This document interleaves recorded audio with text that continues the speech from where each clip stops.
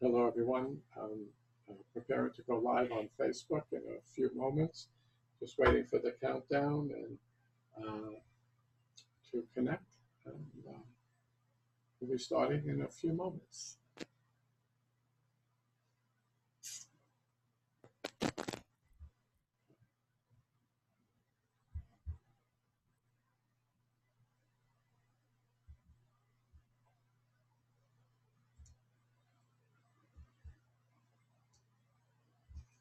Okay, waiting to go live.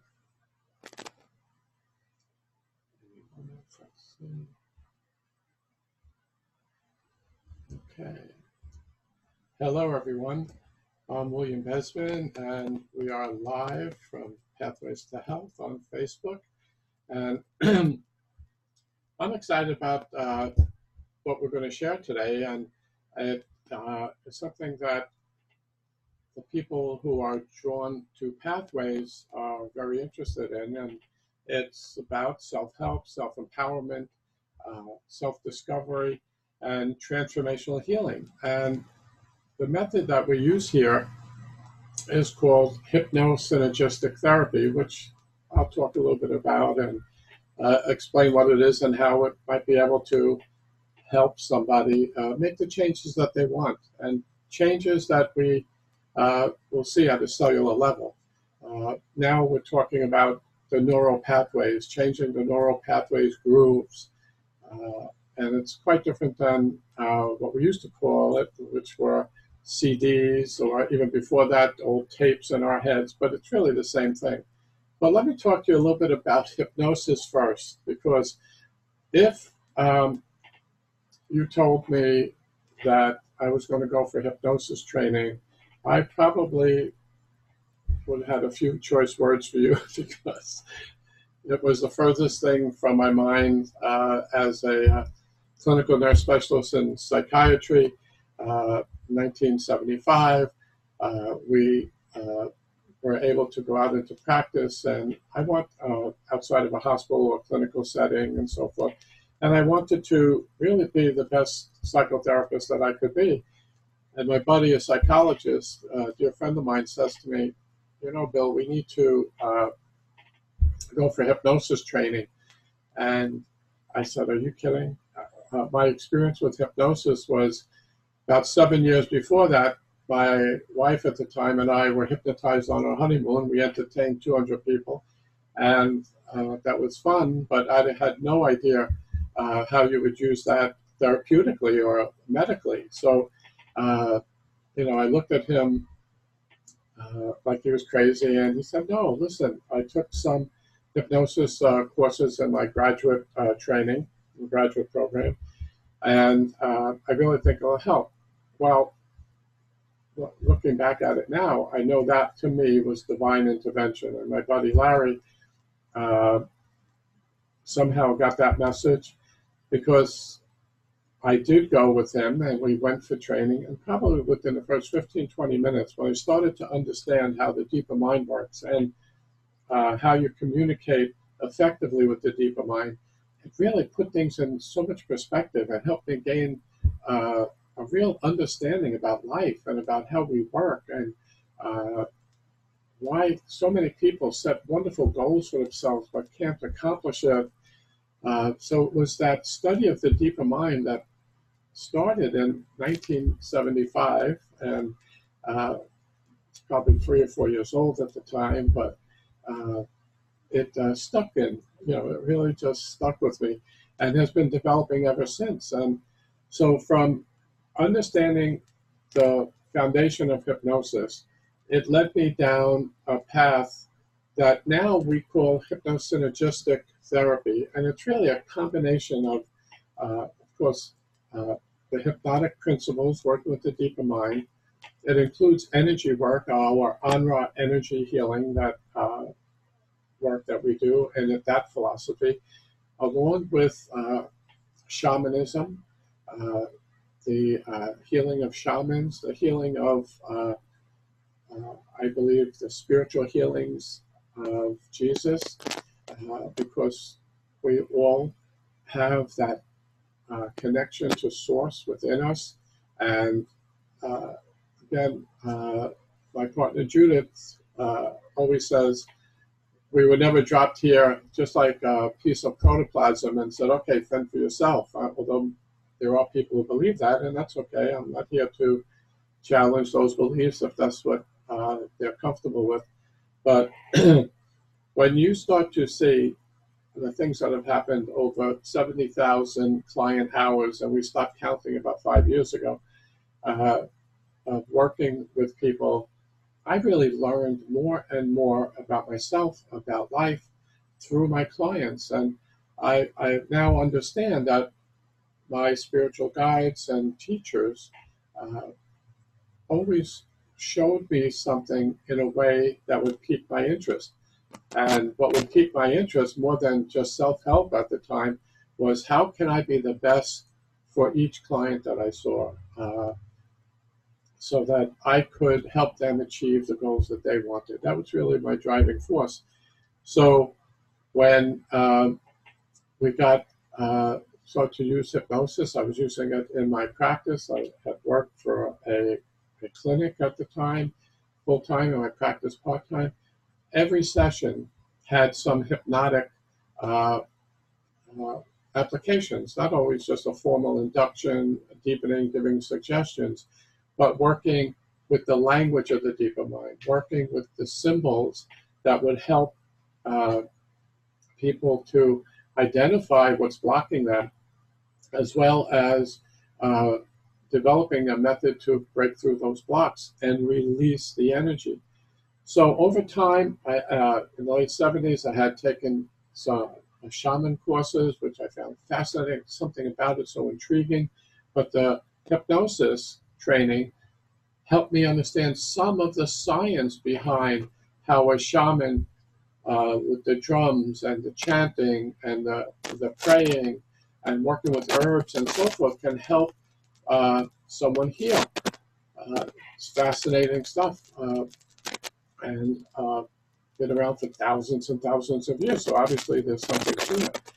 But the study of the hypnosis really helped me get a scientific explanation for some of the things that we were seeing, because I was never good at, well, just do this method because it works. I always had to find out what was the source of it, how did it work, why did it work, and how can I do it my way?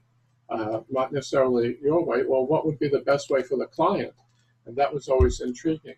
So we had influences of shamanism in the late 70s. And then as I started to regress people back to the origin, because that was what I felt we needed to do, get to the origin, I would discover, we talked about this a few sessions ago on past life therapy. We had people going back into what appeared to be a different lifetime for the source of their anxiety or their fears or their pain. And once we identified those limiting thoughts and beliefs and transformed them, that behavior changed and their life changed. So there were influences of the past lives. Then I started to work in the energy field, and in the early 80s, understanding about chakras and that Eastern philosophy, going inward for the answers, and I could start to feel the shifts in the energy field as I was working in their chakra systems. Then I went for, at this point I was teaching at a prestigious institute in hypnosis and training healthcare professionals. And I taught them the techniques that I had learned, and they weren't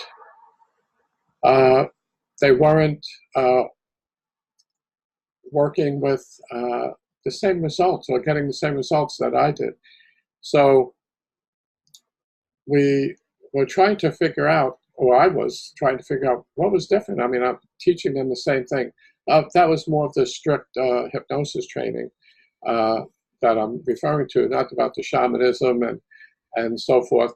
So I stopped teaching for a few years in the 80s, and then I went for this energy-based psychotherapy training in 1990 called Rohan down in Georgia at the Patricia Hayes Institute and the Rohan Institute.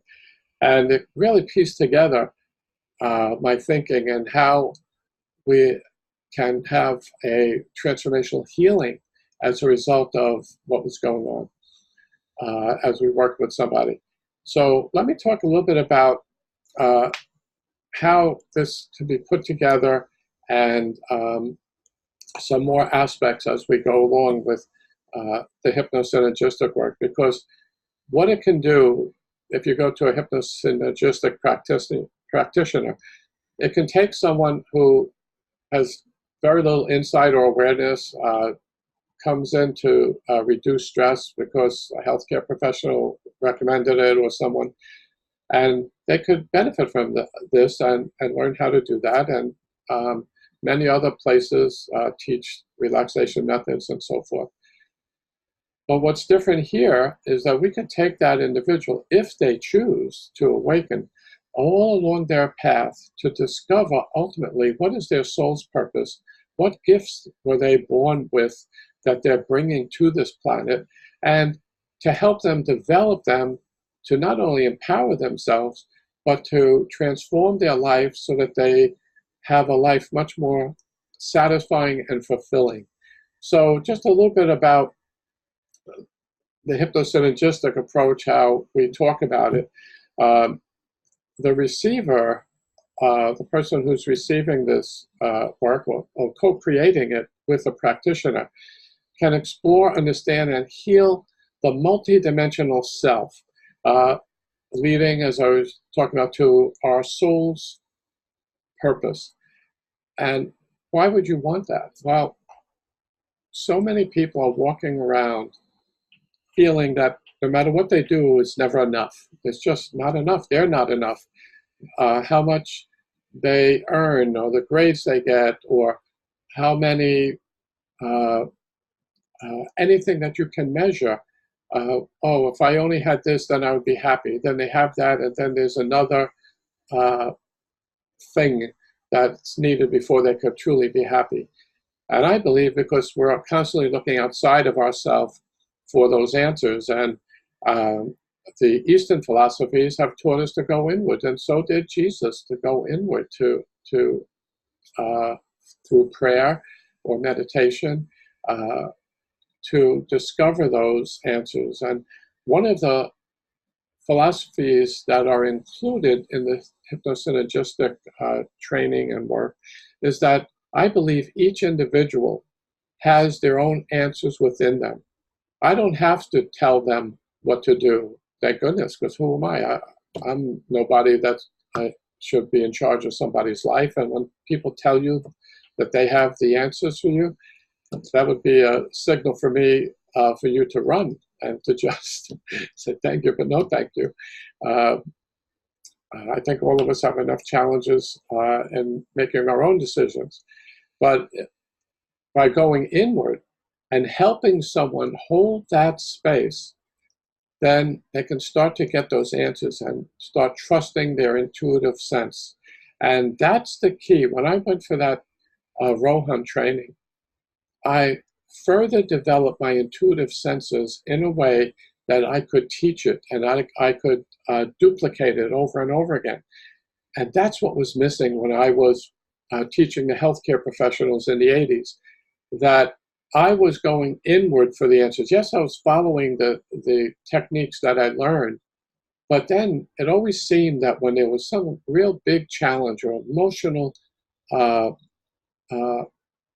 imprint that was there that was really very powerful, some trauma that had happened in the past, or fear of some trauma occurring, or post-traumatic stress, excuse me, the actual traumas that did take place, that sometimes I didn't know the answer. I didn't know what to do.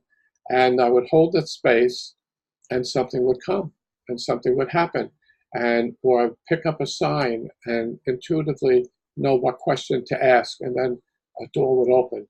That key that's like behind me here, that's inside all of our heads, could start to turn to unlock those limiting thoughts and beliefs, to discover them, And then really what we want to unlock are the more expansive answers and understanding as to why that existed, so that when we release it, we are in a much better place. So not just releasing stress and tension, which of course is helpful, but how do we prevent that from happening again?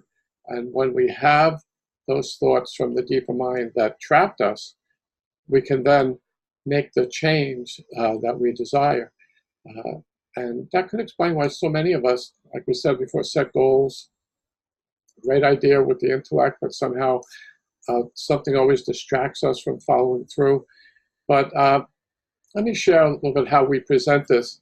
In the course of our life, every thought body and every emotion, positive or negative, carries energy. Thoughts transmits energy. We know that now through psychoneuroimmunology. We used to talk about it those years ago, and there was really no proof. We had no science. The science wasn't sophisticated enough to prove that. We could do conditioning, behavior, and evaluations and studies, but now the technology has advanced, so they actually understand that so much better. But the positive thought bodies that we develop, right, can become, and emotions become, a foundation of self that is fluid and expansive and can continue to grow. Because someone who says, this is who I am, and this is who I was 20 years ago, and this is who I am now, and there's many people that fit into that category, that's interesting. They're happy with themselves, or decided to be happy with where they are in life right now.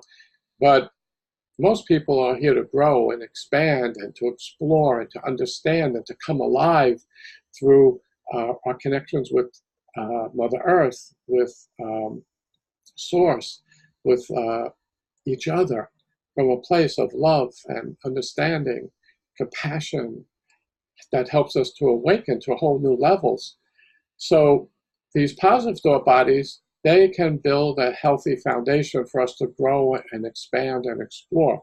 However, the limiting thoughts and beliefs, the negative ones, and emotions become like dense bricks and restrict the free-flowing life force energy.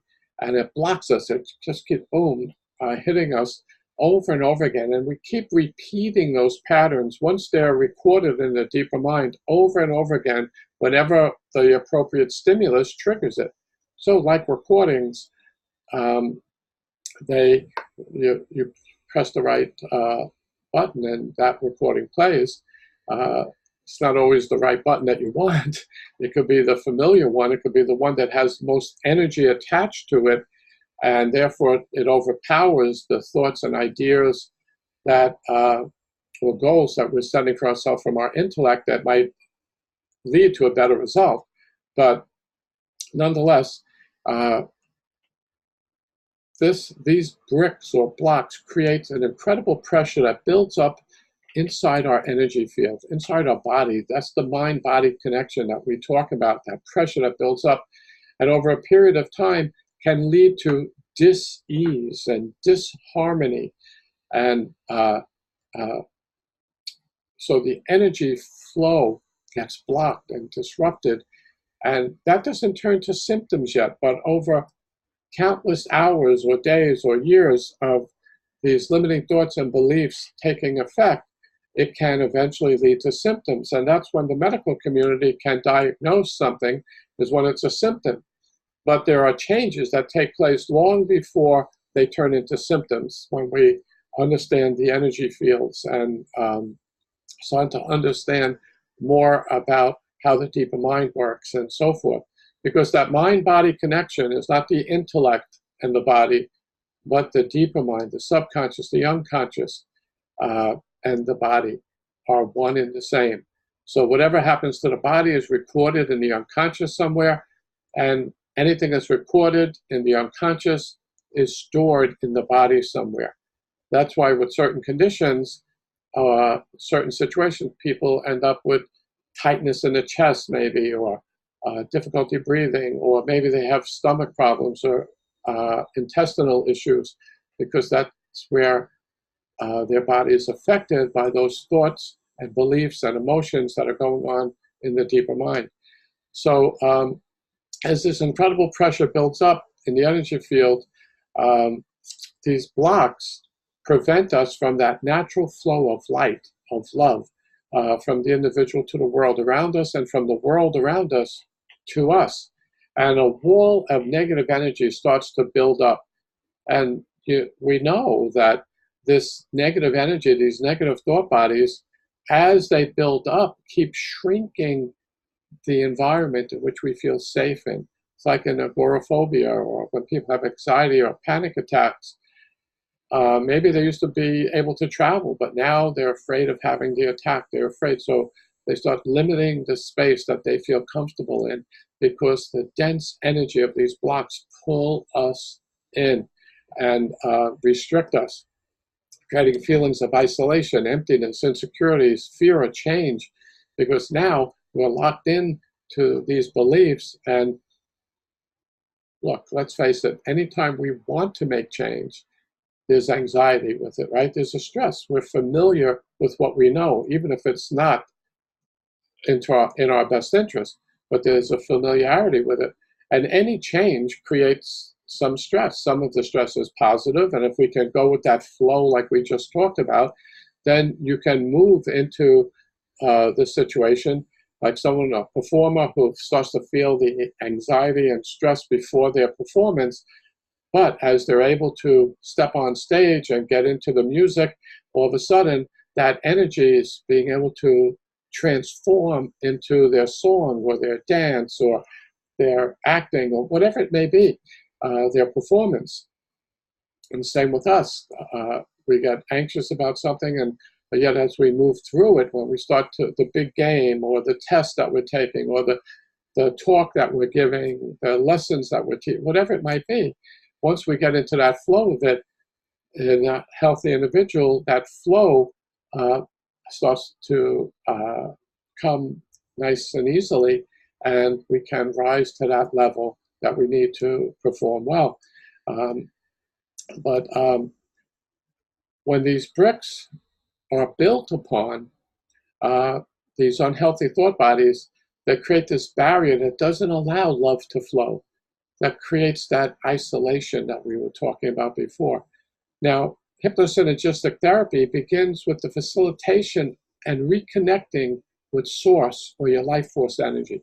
So that's where the energy work was brought to me, in putting my hand over the area that client was complaining. There were knots in the stomach, for instance. So if I was 2 or 3 inches above their body in what I found out was the etheric field, I could feel those knots. I could feel that disruptive energy.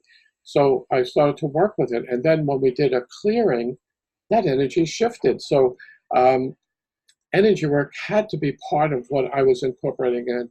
So I started to go for all types of energy training. There was therapeutic touch at the time. There was magnified healing. There's Reiki healing. All kinds of the shamanic healing that works with energy, spiritual healing that works with energy, and spirit. So expanding and exploring how to use this energy most effectively. And we help them find and start this work from a safe and loving space, a safe space. That's where we do the deeper work in. And there are many other philosophies out there, and I am not saying it's the wrong thing to do. It's just not the thing that I like to do. I don't want to put someone who's already traumatized into and face the trauma without helping them develop the skills and trust within themselves to face it, transform it, identify it, transform it, release it, and then bring on the new, healthier experiences. So when we work with these origins, or going back to the source, I mentioned before about it could be a past life, but it could also be something that happened in this present life, a car accident a few weeks ago, for instance, or a birth experience, a womb experience, when I talk about birth experience, like traumatic birth where it was very painful, or a baby was born with a cord wrapped around its neck. Just think of what kind of imprint that would leave on in the deeper mind of a child who was born with their cord wrapped around their neck and couldn't breathe. How eager would they be to come into this world, to take on new challenges, to make changes? Because those thoughts and ideas sound wonderful, but the moment they're going to put it into effect, what's going to happen? They're going to trigger that terror of what that child may have felt when it couldn't breathe. Even though it didn't have the conscious understanding of it, the deeper mind still recorded it. So, and it creates beliefs about self, about life, about love, about people, about this world. Where does all this fear come from that as a society that we have? I mean, there's plenty of reasons for it, and we'll get into its other stuff, but some of it is stuff that we were born with, and then with that belief, we then have to co-create a story to justify those fears. So we have to start living life in a way that's going to prove those deeper beliefs to be true. But a hypnosynergistic therapist with the individual uncovers that origin, those are original limiting beliefs and decisions that were made about themselves, about life, about the world, like we talked about, and help that person then, as we identify it, now step into their higher self, their loving self. We now call it the loving observer because we believe that's the place that stands between our humanity and the source of all, is that loving observer, and that source of all is our higher self, because that higher self is a part of the one light, the one love, the one God, and so forth, whatever you're most comfortable with. So once the person's able to understand how this occurred through the eyes of that loving self or loving observer, now through energy work, we can start moving that energy, pulling that energy out, releasing that energy. And as the energy starts to come out, then the story unfolds even more. And we're able to see some of the things that have been repressed. And in working with them, and most of this work is done while they're on a table, like a massage table and so forth, but we're working in their energy field, working with the deeper mind, working with their intellect, working with their higher self, their belief systems, whatever it may be. We're tapping into all their belief systems that would be powerful enough to help change these fears that may have been recorded when we're a terrified infant or child or traumatized adult even, and when those recordings were implanted or embedded into our deeper mind. Now they're called the neural pathways, the grooves, the neural pathways that groove in deep. And that's why when we try to make change, our brain goes back into those pathways and the old behavior repeats.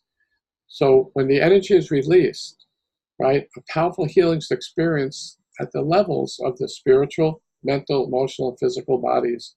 And this time, once it's released and cleared, there's space for the new, more positive and expansive thoughts to be reinforced and implanted in their thoughts that are in alignment with their goals, within alignment with their soul's purpose here, in alignment with this journey that they're on, as opposed to the limiting thoughts and fears that restrict us and imprison us. And these thought bodies become the new foundation that their life can be built upon. And you can feel the change in the energy field as those thoughts are released. Just by gently becoming sensitive to energy and being above the energy field or in that energy field, sometimes these thoughts, limiting thoughts, feel like blocks or rocks or sometimes like tar, and it's sticky and dense, or like mud, and you got to clear it out and start lifting it out. And you wonder why. Well, I think positive every day. I repeat positive affirmations every day. Well, if the negative thoughts were covered with thick tar-like energy, how would those positive thoughts get through that? It just seems impossible. And that explains to me, explained why so many people who were trying so hard couldn't really make the changes they wanted, because we didn't know anything about the energy fields at that time. Just a few more things.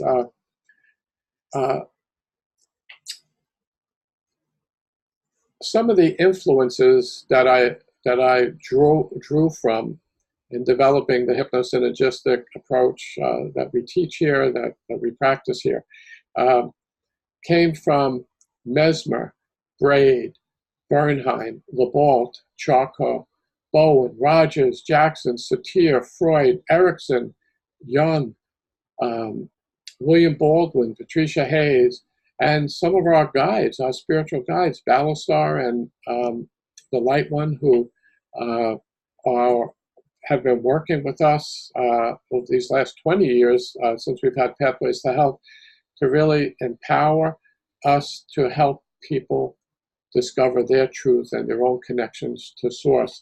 So it's a marriage of ancient alternative forms of healing with traditional healing arts perfectly blended to produce offspring of highly integrated beings. And that's what our goal is, helping each individual reach their fullest potential, not what we decide. We don't know what's best for anybody, but to help them decide what's right for themselves on their journey of life. Anyway, some of the traditional things, like we talked about, shamanism, Reiki, therapeutic touch, Rohan, Anra healing, past life therapy, spirit release, inner child healing, so powerful, so profound. And understand something about inner child healing. It's not like you do it once and it's over. Inner child healing can be an ongoing journey of expansion, awakening, and self-discovery. If you believe that every thought we have is limited in some way. Now, some much more limiting and smothering, but even a thought, anything that our intellect can come up with, is still limited when you compare it to the entire universe, right? So when people are teaching about manifestation, it's all about energy. It's all about setting the right intention, but in opening your heart and filling that intention with the love within your soul and bringing it out into this third dimensional reality. So over a period of time, just in finishing up, the client and therapist work from the inside out to achieve core transformation and change from the unwanted behaviors and feelings and responses to the new, more empowering thoughts and beliefs. So anyway, I just wanted to share a little bit about that HypnoSynergistic, how it's the combination of so many different things and how they can all flow together to help someone gain what they need for their highest and greatest good from this life and from their experiences. So anyway, so from Pathways to Health, William Bezmen, one of the co-directors and owners of Pathways to Health. And I want to thank you for being with me at this time, or if you see this one is recorded. And we'd love to hear from you. Any questions, any comments? We are teaching one of our 100-hour certification programs that is beginning in September. So if you're interested in finding out more about it or anything that we talked about, our number is 631-642-2200. Anyway, thank you for being here, and we'll see you next week. Take care now.